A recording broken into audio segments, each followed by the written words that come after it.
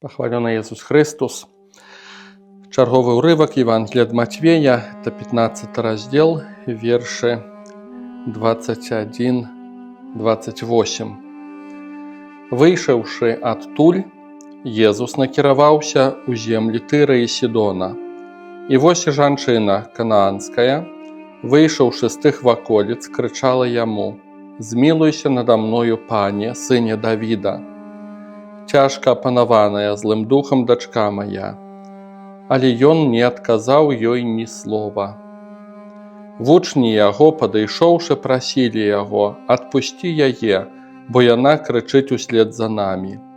Ён жа адказаў: «Я пасланы толькі да загінуўшых авечак з дому Ізраэля». Яна ж, падышоўшы, пакланілася яму і сказала: «Пане, дапамажы мне». Ён жа сказаў у адказ: «Нядобра забраць хлеб у дзяцей і кінуць шчанятам».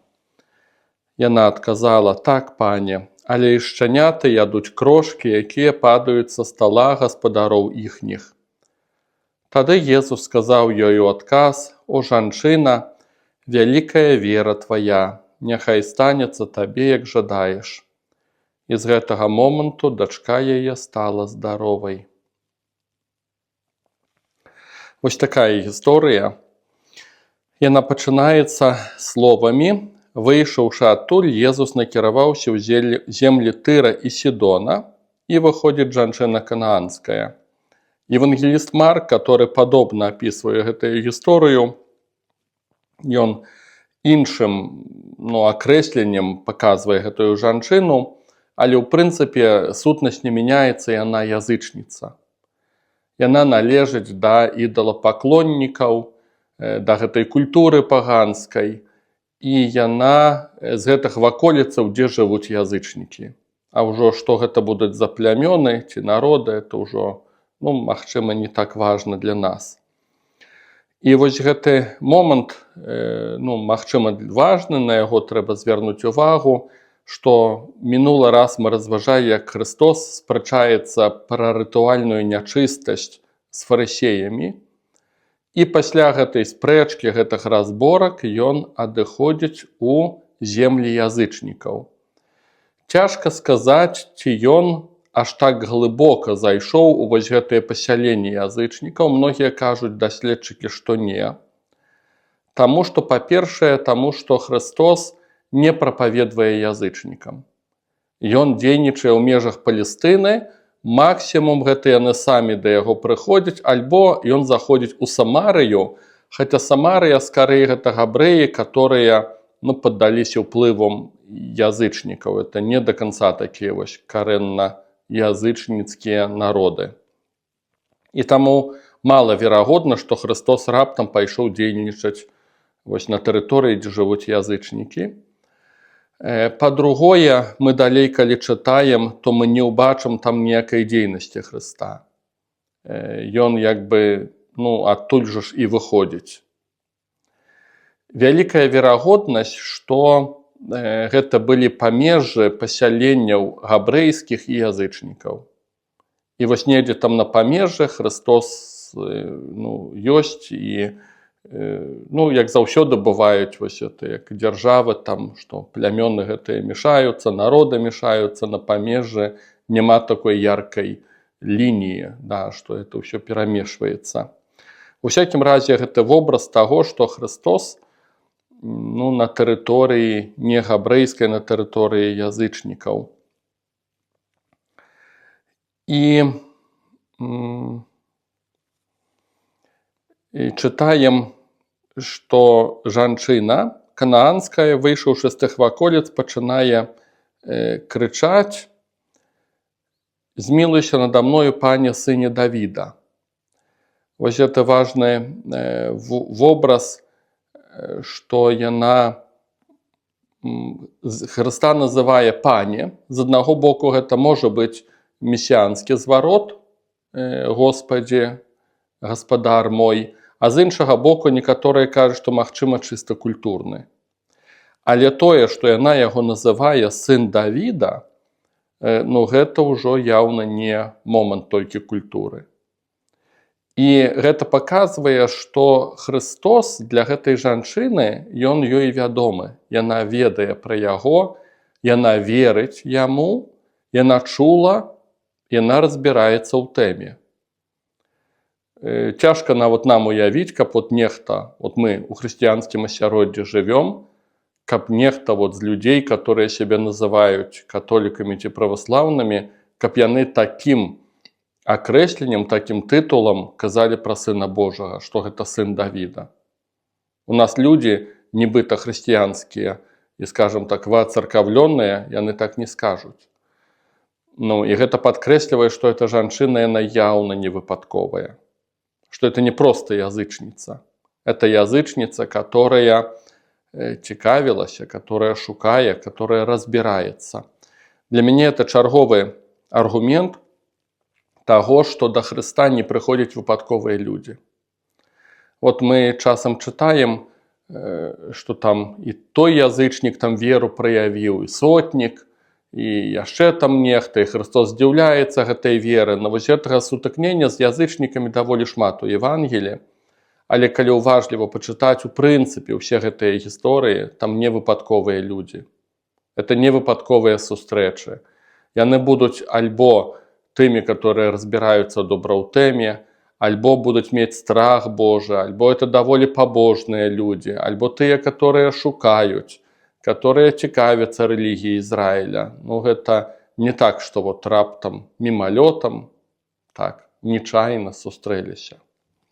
І прычым, і будзе яшчэ эпізод, Марк, евангеліст Марк, у 7 раздзеле, это будзе 24-30 верш, ён будзе паказваць пасля, што гэтая жанчына нават пачне яму кланяцца, калі ўжо падыдзе да яго.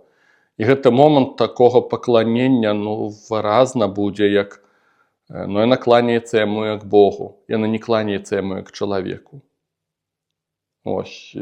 Канешне, цяжка сказаць, як яна ўяўляла гэта, што ён Бог. У любым выпадку, напэўна, спрымаеце яго як такога выразнага пасланца Божага, хаця бы гэта.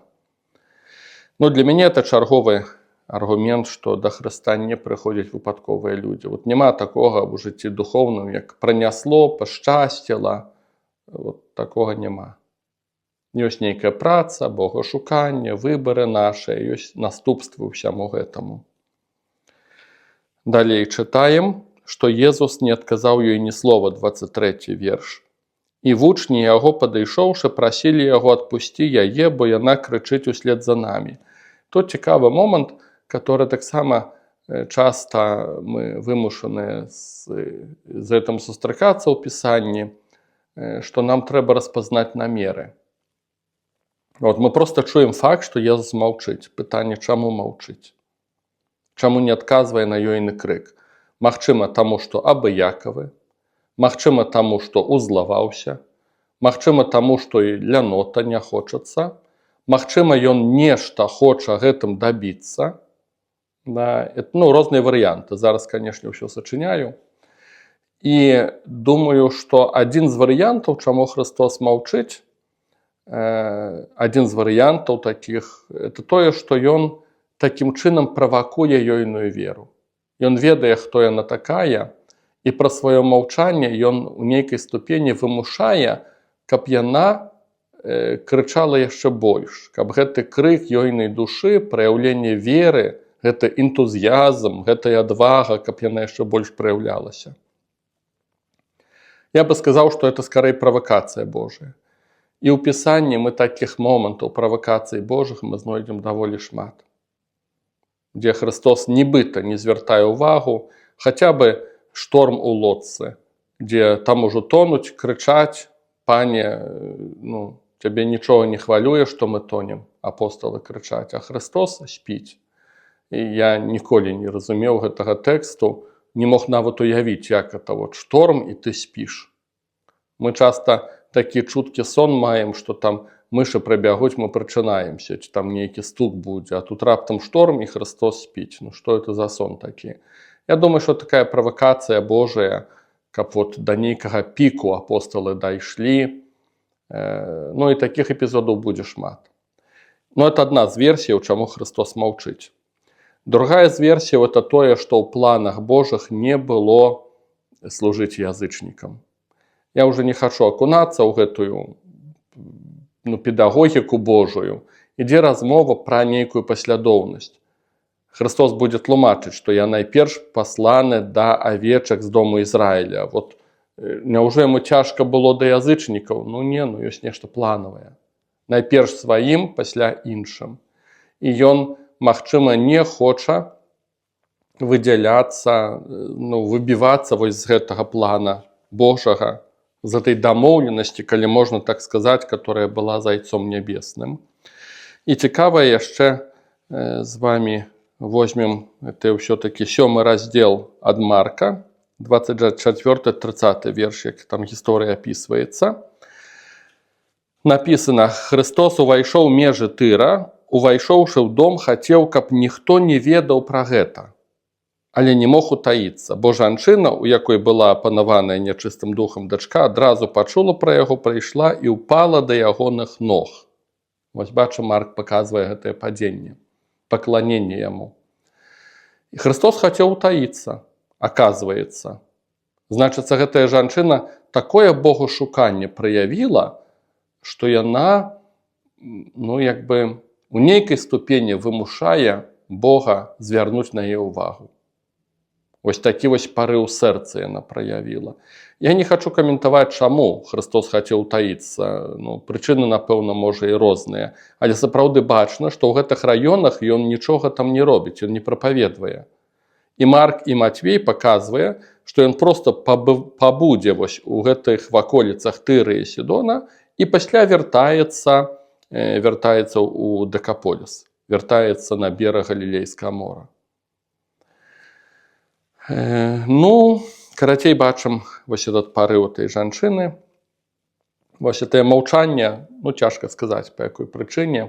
Можам, дарэчы, так паразважаць і ў пераносным сэнсе, у адносінах да нашага жыцця. Вот як часта людзі, мы з вамі, як мы можам наракаць і асуджаць Бога і не разумеем, чаму Бог маўчыць. Чаму Бог пасіўны, чаму Бог не рэагуе.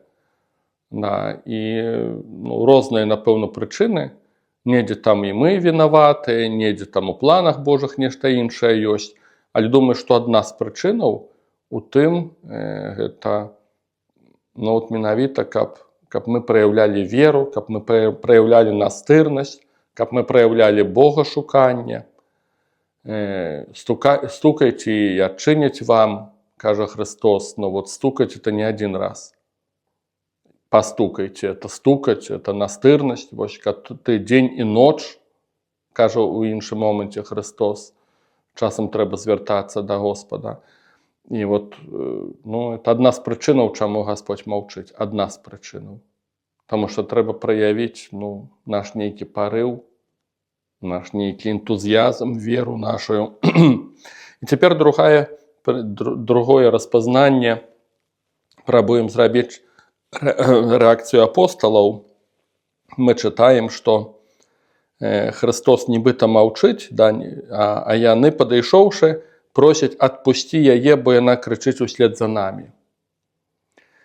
Зноў жа ж, якія матывы, што яны хочуць гэтым дабіцца, чым кіруюцца апосталы.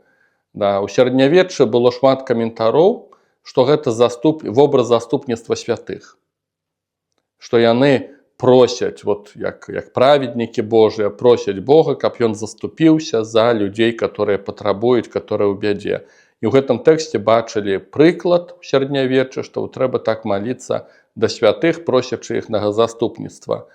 Канешне, аргумент так сабе, і там адназначна, што многія даследчыкі Пісання кажуць, што такія высновы, канешне, не трэба рабіць.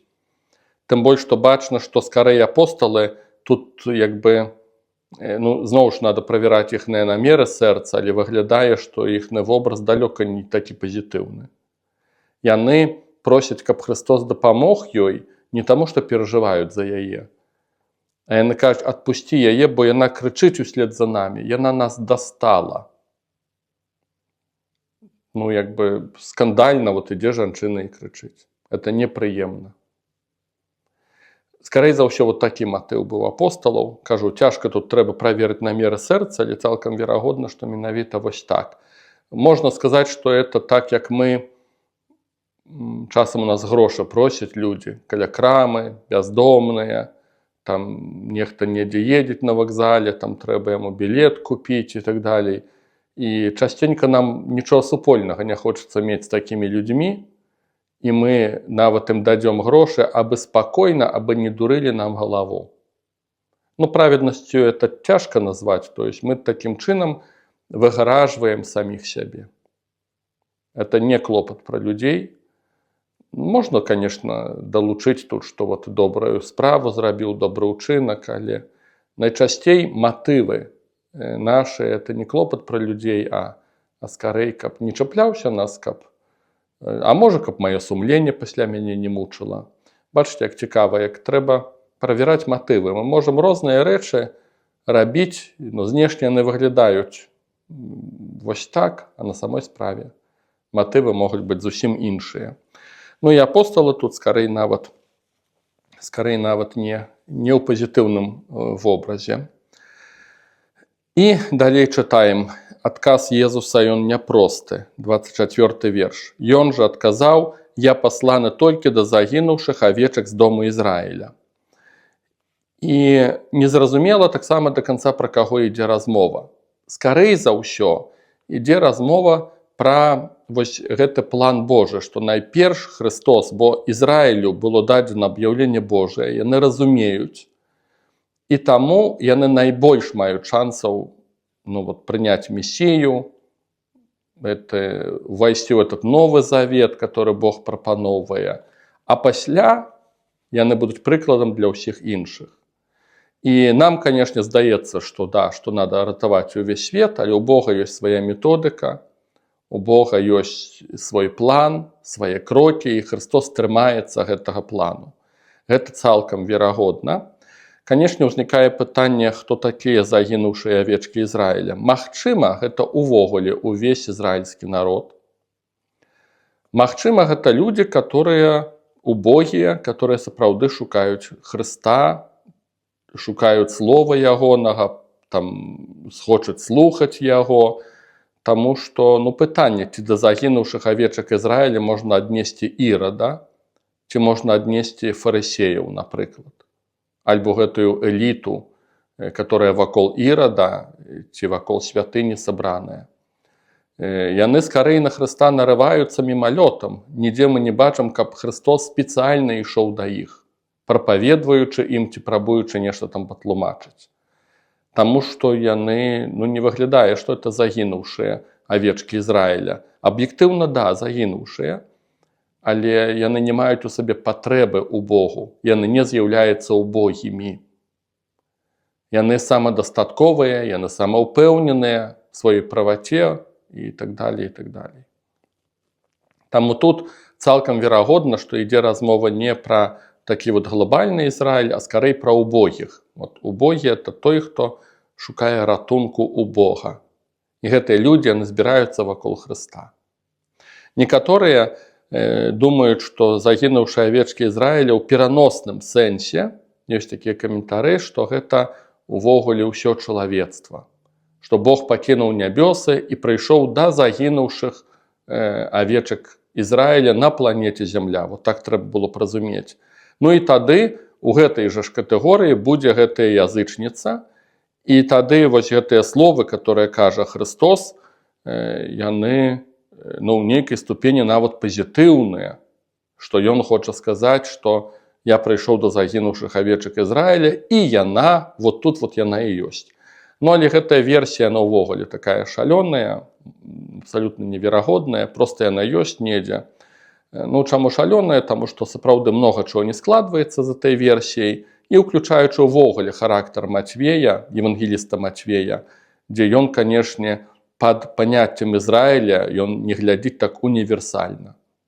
Для яго Ізраіль – гэта пытанне нацыянальнае, это народ. Таму такая версія – это ўжо так трошку з пальца выссаная, што гаворыцца. Я паслана толькі да загінуўшых авечак з дому Ізраіля. Яна, падышоўшы, пакланілася яму і сказала: «Пане, памажы мне».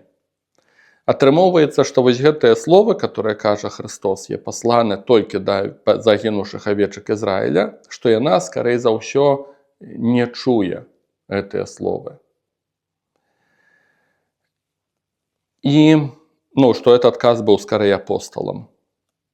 «Пане, памажы мне». Ён жа сказаў у адказ: «Нядобра забраць хлеб у дзяцей і кінуць шчанятам». Яна адказала: «Так, пане, але і шчаняты ядуць крошкі, якія падаюць са стала гаспадароў іхніх». Прыгожы беларускі пераклад кажа «шчаняты», рускі пераклад кажа «псы». Недобра узяць хлеб і кінуць псам. Хаця, магчыма, ідзе размова пра шчанятаў, таму што айцоў касцёла чытаў, што яны так разважаюць у гэтым кантэксце, што менавіта шчаняты.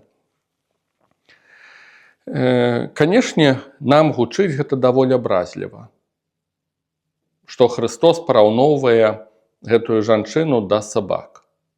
Але гэта фраза, которая была вядомая габрэям, яны пра яе казалі. Некаторыя кажуць, што это ўвогуле прымаўка была, што это проста як устойчивае выражэнне, як гаворым, што яны ўсе добра это разумелі.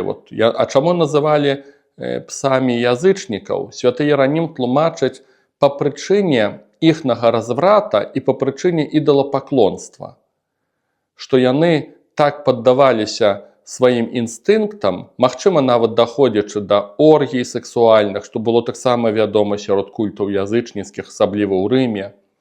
І, канешне, для габрэяў, которые такія богабаязненыя былі, которые так эту сферу чысціні так трымалі, для іх это важная тэма была. І, канешне, для іх паганскі мір з іхным развратам, ідалапаклонствам і пакланенне звярам розным. Канешне, для іх это проста нейкае вар'яцтва было, і яны, магчыма, так казалі, што язычнікі, што яны як зверы ўсё адно, што яны жывуць так інстынктамі, у гэтай похаці, у гэтым развраце, што яны скарэй звяроў, чым людзей нагадваюць.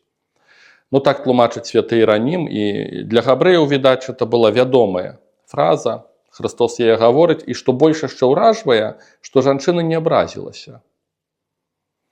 І нават яна пацвярджае гэта. Аказваецца, што ёй нават вядомая гэтая фраза, скарэй за ўсё, таму што яна ўваходзіць далей у разважанне. Яна згаджаецца, кажа «да». Але крошкі таксама падаюць, і шчаняты ядуць крошкі. Таму в нашым кантэксце это трошку так балюча гучыць, магчыма, гэты эмацыйны фон на той час ён зусім па-іншаму гучаў, і не бачна, каб жанчына абразілася, і не думаю, што Христос хацеў яе абразіць гэтымі словамі. Такую схему я абсалютна не дапускаю. Тады Езус сказаў ёй адказ: «У жанчына, вялікая вера твая, няхай станецца табе, як жадаеш». І з гэтага моманту дачка яе стала здаровай. Яшчэ маленькі эпізод. На пачатку мы бачым, што яна кажа, што мая дачка апанаваная злым духам. У канцы мы чуем, што ён проста яе аздараўляе. Цяжка сказаць, ці яна была апантаная злым духам, цалкам верагодна. Але можа быць таксама, што это магла быць тая самая эпілепсія, которая, вядома, тонкая мяжа, ці ад апантання, знешне там нешта так падобна страшна выглядае, ці это апантанне, ці хвароба. Зрэшты, нам это не столь важна, таму што варыянт магчымы і той, і другі. Факт той, што адбываецца цуд аздараўлення. І вось мы бачым, што гэтая жанчына, это, падсумоўваючы, важная выснова, тое, што яна пра сваю адвагу, пра свой парыў, пра сваё богашуканне, яна не выпадковая, абсалютна не выпадковая. Яна дабіваецца міласці Божай. А там, дзе Христос ходзіць сярод сваіх, которые перш за ўсё павінны нешта зразумець, яны не. Яны ў штыкі, яны лянівыя, яны не хочуць, яны прэтэнзіі да яго маюць. Гэта паказвае, што унутраныя парывы, сэрцы, яны намнога важнейшыя, чым тое, што мы бачым наружу. Гэтая жанчына, яна у нейкай ступені вымушае Бога, калі можна так сказаць, выйсці па-за ягоны план дзеянняў, яна вымушае Бога быць міласцівым да яе. Таксама, канешне, можна разважаць, што а калі б гэтага не было, это ж колькі такіх, як яна, і людзі церпяць, і Бог не прыходзіць да іх на помач, астатнія народы, да которых Христос не дайшоў, яны ў сваіх бедах так жывуць і памруць. Трэба пакорыцца перад планамі Божымі. Што ў Бога ёсць свая дынаміка, свае крокі. Трэба проста іх прыняць, што Бог не памыляецца, ўсё робіць своечасова і правільна. І далей, я ўжо не буду тут аж так каментаваць, мы чытаем цуд размнажэння хлеба, аздараўлення хворых спачатку ідзе 29 верш да 31, што Христос шматлікіх аздараўляе, але гэта ўжо адбываецца ў раёне Галілейскага мора. Значыцца, Христос ужо адышоў з ваколіцаў паганскіх. Прыйшло шмат кульгавых, сляпых, калекі, нямыя. Христос іх аздараўляе. І пасля другое размнажэнне хлеба, у Матвея ўжо было, мы з вами мелі размнажэнне хлеба. Канешне, апісанне нагадвае нам Еўхарыстыю. Гэтыя элементы, многія кажуць, даследчыкі, яны ўжо ўзятыя. Матвей апісвае, ужываючы словы, которые Христос ужыў падчас апошняй вячэры, і скарэй за ўсё гэтыя словы ўжо ўжываюцца падчас літургіі першых хрысціянаў. І мы бачым гэтыя элементы такога культа, што Христос не проста хлеб размнажае, а ён падымае гэты хлеб, загадаў найперш людзям сесці, пасля ўзяў 7 хлябоў і рыбы, узнёсшы падзяку. Еўхарыстыя значыць падзяка. Узнёсшы падзяку, паламаў, даў вучням, а вучні людзям. Вось гэтыя элементы нагадваюць літургію Еўхарыстыі. Адзін нюанс, на што некаторыя звяртаюць увагу: у першым размнажэнні хлеба лішніх сабралі 12 кашоў. І многія бачылі ў гэтым сімволіку 12 плямёнаў Ізраіля, это значыць увесь народ, это значыць, што Бог насычае свой народ, насычае Еўхарыстыяй, насычае сваёй прысутнасцю. Тут маем 7, і меншая лічба людзей, і 7 кашоў засталося пасля размнажэння хлеба. Некаторыя ў гэтым бачаць вобраз паганскіх народаў. Якія менавіта 7 народаў, цяжка сказаць, але некаторыя бачаць, што Бог спачатку насычае Ізраіль, а цяпер прыходзіць час, калі ён насычае паганскія народы, гэта значыць увесь іншы свет. І вось гэтая жанчына ханаанская з'яўляецца прыкладам таго, што Бог мае планы для язычнікаў. І на гэтым мы з вами 15 раздзел сканчваем. Пахвалёны Езус Христос.